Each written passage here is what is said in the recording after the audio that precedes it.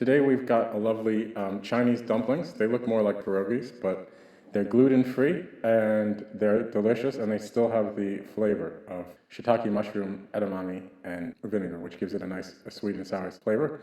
Now this is a gluten-free recipe, so we're going to add 1/3 a cup of, well, 2/3 to 1/3 cups of the all-purpose flour from Trader Joe's. This is a mainly potato-based flour.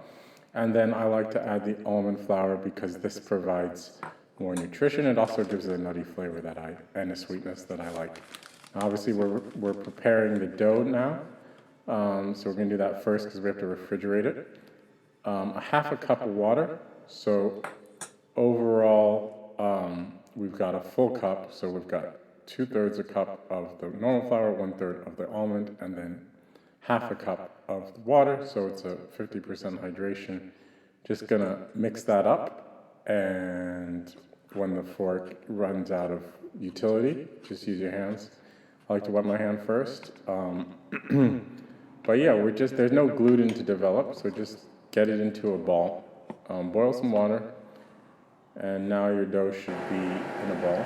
Now this water is gonna be necessary for the dried mushrooms. If your mushrooms are fresh, then obviously you can skip this step. But I've got some dried shiitake mushrooms, and that's going to give it the most kind of distinct flavor of Chinese food. But any mushrooms, porcini, or even portobello, could do. Now we're going to just roll this out and cut this in equal size pieces. Now you should get about, well, it varies, but I got 6 balls here. Now I'm just using this. I tried rolling it directly on the marble counter and it stuck.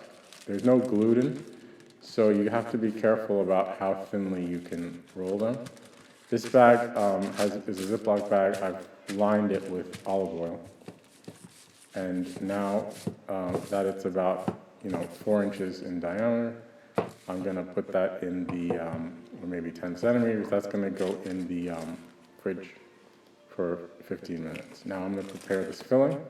These are the shiitake mushrooms that after a few minutes in this boiling water are soft enough to cut. I'm just going to dice these finely into pieces.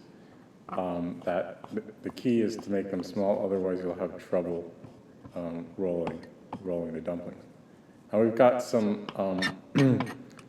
chives. These also add to the flavor. One's not probably acquainted with for Chinese dumplings. Obviously, there's no meat, there's no dairy. Well, there's never any dairy, but the mushrooms will add a bit of meatiness to it, and the chives will add a bit of spring onion kind of chiviness to it. Edamame, this is a nice mix. I'm trying to do an equal ratio of everything. I'm just going to mash these up. These are refrigerated from the refrigerated section of Trader Joe's. Got some nice light effects going on with fluorescence in my mom's house. Now I'm just going to take the shells out because these will... We just don't want the shells, right? It's like with chickpeas when you want a creamy texture. So we've got to remove those. I just did that by hand. It's okay if you leave a few in, but try to get as many as you can. Roughly chop the edamame. I think I'm going to be the one-handed chopping master by the end of shooting these videos. And then we've got lettuce. Now I'm just going to roll this up into a nice little, well, you'll see. But if you have other herbs, you can put them in with like fresh herbs. I didn't feel like I needed any, but you could also add things to that. And I'm going to chop that up. You could add arugula, you could add spinach. I'm just going with the plain old lettuce, which will give it a lightness. And with the other ingredients combined, which tend to be more dense than the lettuce. So yeah, traditionally, I think Chinese dumplings usually have lettuce, so there you go. Just a typical lettuce, and that's our arrangement there. And now those are raw mushrooms, and everything's raw here. Now we're gonna we got this out of the fridge. Now it should be easier to work with. It's gluten-free, it's sticky, even at a 50% hydration, it's a bit sticky, but cooling it down will help.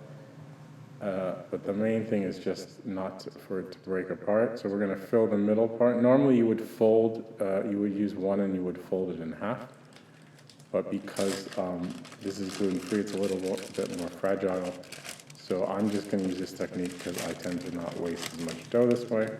This is if you want the full circular dumpling, which is not traditional, but again, we're making vegan, gluten-free, soy-free dumplings, so nothing is really traditional. But yeah, I'm just going to do the kind of pierogi style, and I'm just going to give a little of a flat edge. So this is one way to do it, and I'll show you the other way if you want something that looks a little more dumpling-like. So that's kind of the large circular approach. I can fill in any breaks. Again, it's very fragile. So if you take a piece of dough and you drop it in water, you can fill any holes, and you won't even know when it's cooked that there's been a repair there. So set that aside, and we're just going to rinse and repeat. I'll show you how to make the half-size one, which will be about half the volume, and it will have more of a crescent shape. So, same technique. Try to fill it as much as you can without, needing to stretch the other side, because it won't really stretch. Without the gluten, you're at the mercy of the dough. And then I'm just gonna, normally you would use your finger and you would just do a crimp fold, but I've tried with gluten-free, that just doesn't tend to work. Maybe your skills are better than mine and you can get it to work. Leave it in the comments if that's the case, but this is what worked for me. There was a bit of trial and error, so don't feel bad if you can't get it on the first time. Now I'm just putting that lid on and cooking it in olive oil. I've got about a tablespoon of canola oil. I'm using canola oil because it's on high heat. So I don't want the oil to burn. Now I've put a little bit of water, about half a cup, and I've left it in for another 10 minutes, so about 5 minutes with the oil, the saute, and then about 10 minutes, or however long it takes for the water to basically evaporate or get soaked into the dumpling with the lid on. And that's going to give a nice char on the bottom and a nice fully cooked kind of steam. It's kind of a hybrid between a fried and a steam. I didn't make this up. I saw this on another show that someone who legitimately knows how to make these. Now I'm just going to make the sauce, and that was just kind of equal parts of what you saw there with the vinegar. Normally you would use soy, but I'm trying to avoid soy and gluten, so I've substituted maple syrup, but the rice vinegar and the sesame oil is a traditional thing. It's just I've substituted the maple syrup, and this is what we get. Look at that. Bon appetit.